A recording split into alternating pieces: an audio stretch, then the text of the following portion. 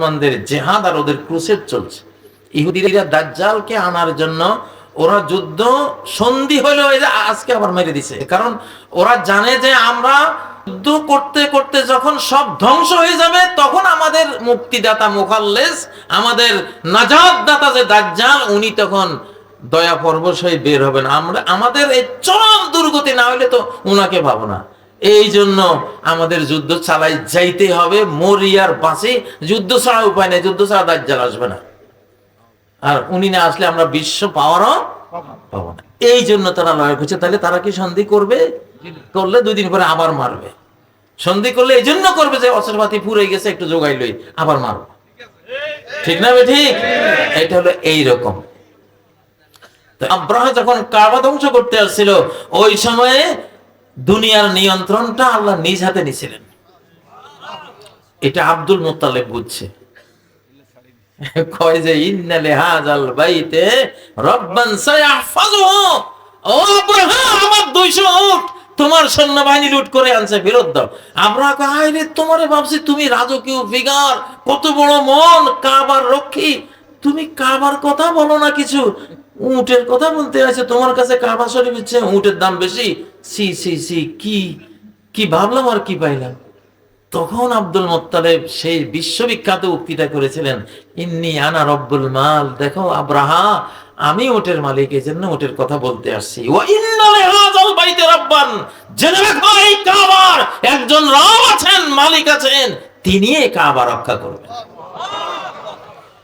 وأرسل عليهم طيرا أبابيل, পাঠাইছে কিনা আল্লাহ? বিশাল হস্তি বাহিনী মেরে দিছে। ছোট্ট ছোট্ট, এই ছোট্ট দিয়া বড়কে মেরে দেয়া, যখন দেখবেন দুনিয়াতে বুঝবেন এখানে আল্লাহ আছে। আবাবিল টাইপের ছোট্ট কোন দুর্বল কিছু দিয়া মহা শক্তিশালী কোন বাহিনী শক্তিকে যখন গড়িয়ে দেয় কোথাও, বুঝবেন এখানে কে আছে? অবশ্যই আল্লাহ আছে। এই কাজ তো, এর তো শক্তি নেই, কি দিয়ে কি করবে? যেহেতু এটা দাজ্জালের যুগ, দাজ্জালের মা বাবার একজন হলো জিন। দাজ্জালের মা বাবার একজন কি? জিন, আর একজন হলো মানুষ। এই জন্য দাজ্জালের সাথে শত শত কোটি মানুষও আছে, হাজার হাজার কোটি জিনও আছে। হযরত খালিদ রাদিয়াল্লাহু তাআলা মিশর যুদ্ধে মিশরের বাদশা ওনাকে দাওয়াত দিয়েছিলেন। তো খালিদ তো অনেক লম্বা ছিলেন, ওনার উচ্চতা ওরা মেপে স্বর্ণের গেট বানাইছে হযরত খালিদের জন্য। খালিদ বিন ওলীদ 125টা লড়াই করেছেন, একটাতেও জিতে মানে পরাজিত হন নাই। 125টার মধ্যে বিজয়ী হয়েছেন। বিশ্ব ইতিহাসে এরকম নাই। তো সেই খালিদকে দাওয়াত দিয়েছেন, উচ্চতা মেপে 4 আঙ্গুল নিচু করে স্বর্ণের গেট বানাইছে, মানে খালিদের মাথা নোয়াইবে।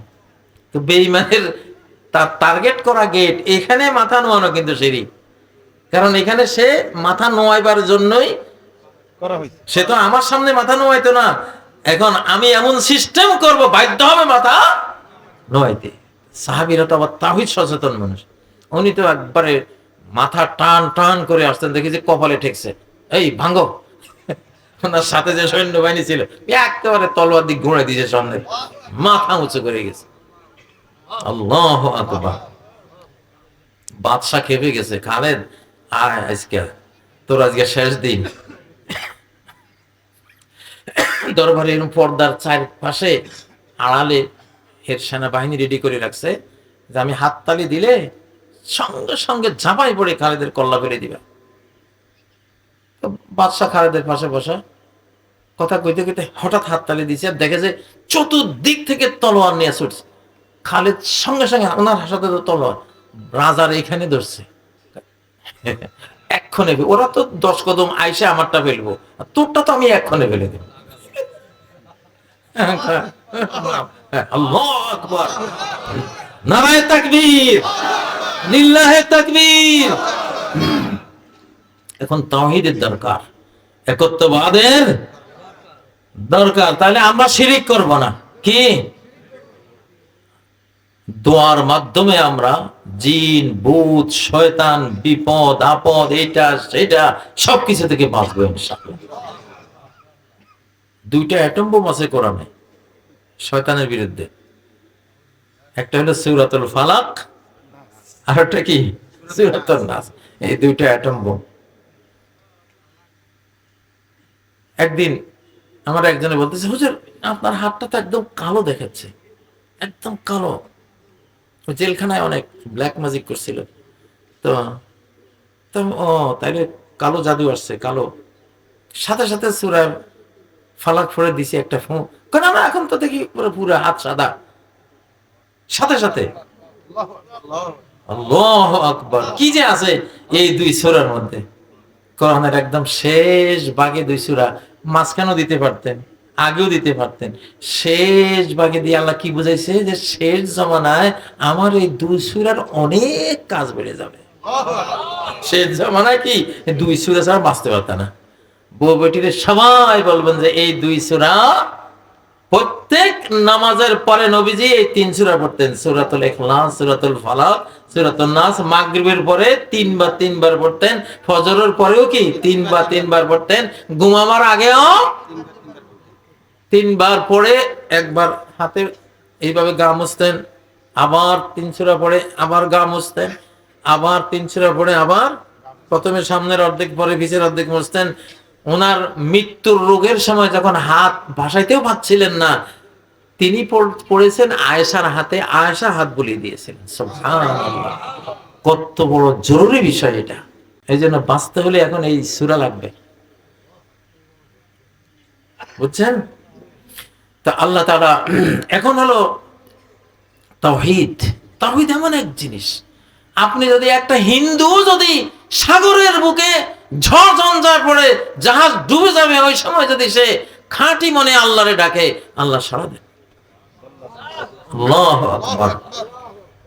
وَإِذَا غَشِيَهُم مَّوْجٌ كَالظُّلَلِ دَعَوُا اللَّهَ, যখন মেঘমালার মতো বিশাল ঢেউ জাহাজের উপরে এইভাবে সামিয়ানার মতো আসছে পড়ে, তখন মূর্তি পূজারীরা সকল মূর্তি ভুলে গিয়ে দাউল্লাহ, আল্লাহর কাছে দোয়া করে, মুখলিসিনা লাহুদ্দিন, একবারে ইবাদতকে খাঁটি সমস্ত মূর্তি থেকে নবী করে বাদ করে সমস্ত দোয়া প্রার্থনা ভক্তি শ্রদ্ধা আল্লাহর উপরে অর্পণ করে, তখন আল্লাহ বাঁচায়। শেখ সাদি একটা গুলিস্তার মধ্যে একটা ঘটনা বর্ণনা করেছেন। এক মূর্তি পূজারী সনম সনম সনম সনম কই, সনম সনম মানে মূর্তি, সনম সনম কইতে কইতে হঠাৎ মুখে দিয়ে একবার সামাদ আসে গেছে, সামাদ আসে গেছে। সাথে সাথে আল্লাহ তাআলা তার ডাকে সাড়া দিছে। তো শেখ সাদি ওখানে বলতেছে, গরজ দরগাহে মা শাওয়াদ নিজরাদ ফাসাগা চেফার কাজ সনম তা সামাদ। সে সনম সমন কইতেছে, সনম সনম মূর্তি মূর্তি মূর্তি, মূর্তি তো সাড়া দিল না, ভুলে আমার নাম সামাদ দিয়ে বলছে। আমিও যদি উত্তর না দেই তো সনমে আর সামাদে পার্থক্য থাকে কি? আল্লাহু আকবার, লিল্লাহি তাকবীর, লিল্লাহি তাকবীর। বাঁচানেওয়ালাকে আমরা অ্যাটম বোমরে ডরাই, নিউক্লিয়ার বোম আমরা ডরাই? কিচ্ছু ডরাই না। জাআলনা বাইনাকা ওয়া বাইনাল্লাযীনা লা ইউমিনুনা বিল আখিরাতি হিজাবাম মাসতুরা। তুমি যখন কোরআন পড়ো, যারা বেঈমান তাদের মাঝখানে আর তোমার মাঝখানে আমি একটা অদৃশ্য প্রাচীর তৈরি করে দেই।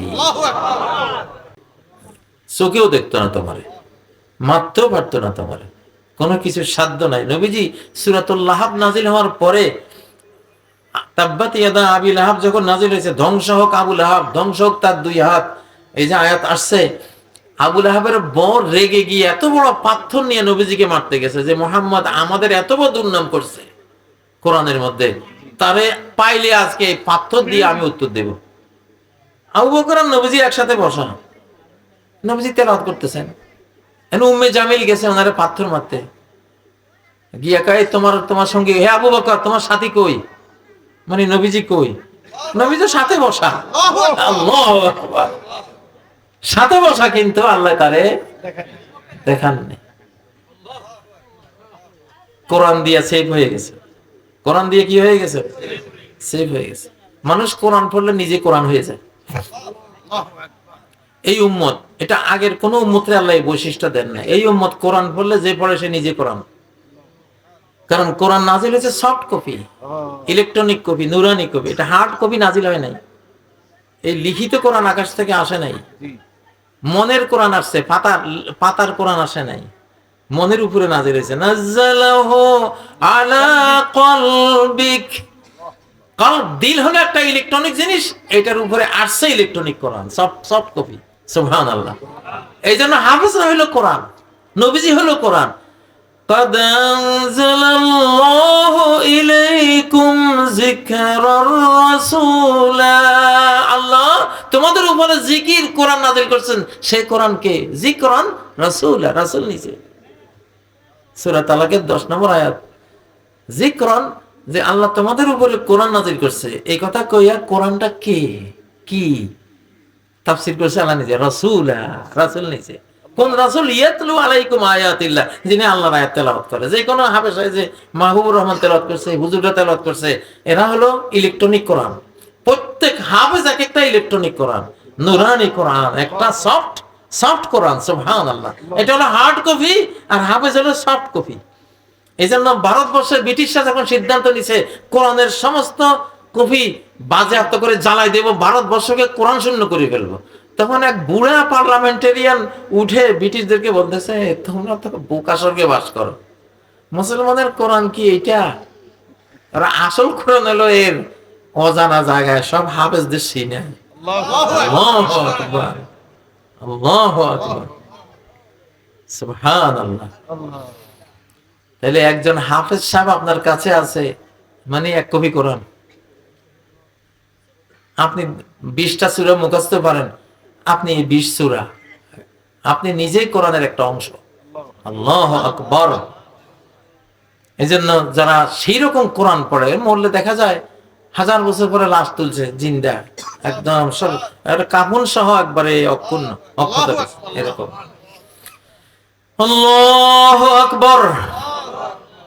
যেহেতু বাংলাদেশে কোরআন আছে, ইনশাআল্লাহ বাংলা আল্লাহ সেভ করবেন ইনশাআল্লাহ। ইন্না নাহনু নাযালনা যিকরা ওয়া ইন্না লাহু লাহাফিজুন। আমি এই জিকির নাযিল করেছি, আমি এই জিকিরকে হেফাজত করব। তাহলে জিকির মানে এই হার্ড কপিও, জিকির মানে সফট কপি। হাফেজ সাহেব, আলিম ওলামা, এরা সবাই, মুসল্লিরা সবাই যে পরিমাণ কোরআন মুখস্থ পারে, সে সেই পরিমাণ কোরআন। কোন এবার নিয়ত করেন যে অন্তত 1 পারা কোরআন হব আমি। আমি তো বুড়া কালে হেফজ করছি, বুড়া কাল না, জওয়ান কালে, মাহবুবরা যখন পড়ে ওই সময় 36 দিনের একটা টার্গেট নিয়ে দরজা খালি কামিলে ক্লাসটা করতাম, রান্না বান্না করে খাইতে হইতো এইটুকু। 36 দিন পাইছি, 36 দিনের মধ্যে কাজে লাগছে 28 দিন, 28-29 দিন আমি পুরা কোরআন হেফজ করে ফেলছি। নিজেরে কইছি, হয় মরবি নাহলে মুখস্থ করবি, তোর 2 অপশন ছাড়া 3 কোনো অপশন, 3rd অপশন নাই। তো সহজে কি মরতে চায় কেউ? না হুজুর আপনি যা কোন আসি, বাঁচতে চাই, হাফেজ। আল্লাহু আকবার।